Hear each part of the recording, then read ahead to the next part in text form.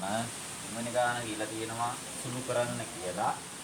2 බෙදීම 3x ධන 5 බෙදීම 6x ඍණ 7 බෙදීම 12x කියලා තියෙනවා. අපි දන්නවා බීජීය ප්‍රකාශන බීජීය භාගවල භාග නෙමෙයි මොන කුමන භාගාවත් හරය තුල් භාගවලින් හරය සමාන වෙන්න ඕනේ. ඒ කියන්නේ කුඩාම පොදු ගුණාකාරය ආශ්‍රයෙන් මේක අපිට හොයාගන්න වෙනවා. අපි බලමු 3යි 6යි 12යි තමයි අපිට ප්‍රශ්නේ. බැලු බලමට කියන්නත් පුළුවන්. මම ඒ වුණාට මෙහෙම කරන්නම්කෝ අපි මේවනේ අපි පුරුදු වෙලා තියෙන්නේ. 12 කුඩාම පොදු ගුණාකාරය හොයනවා. 1යි 2යි 4යි. දෙකෙන් බෙදනවා.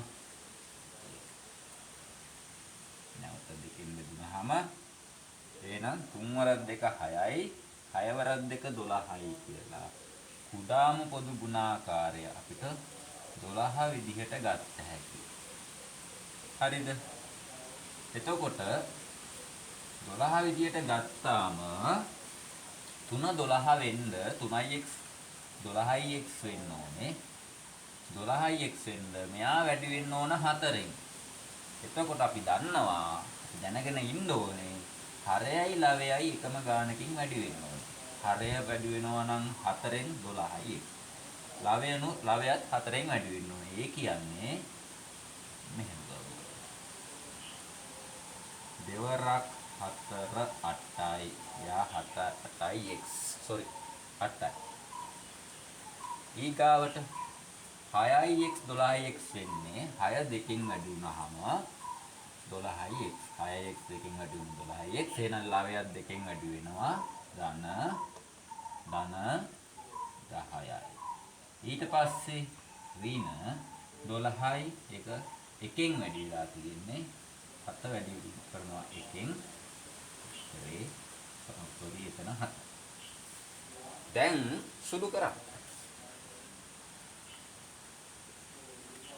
8යි 10යි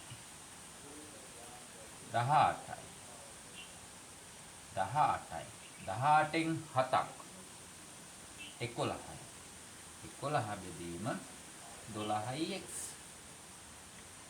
නේද? ඔක තමයි කුඩාම පොදු ගුණාකාරය. දැන් මේ ගාන නම් මන්ට හදන්න පුළුවන්. මේකට විනාඩියක් තත්පරයක්වත් තත්පර 20ක් විතර ගියාට කමක් නැහැ. ටයිම් මැනේජ්මන්ට් කරගන්න ඕන පේපර් එකක් නේ. පළවෙනි ප්‍රශ්න පත්‍රයේ මේ වගේ ගණන් ටක් ගාලා හදලා ඉවර කරනවා. එතකොට ඔයාට හිතන්න තියෙනවා තව කාලේ වෙන ප්‍රශ්නයකට හරි ඒ ඉතුරු වෙන කාලේ යොදා ගන්න පුළුවන්.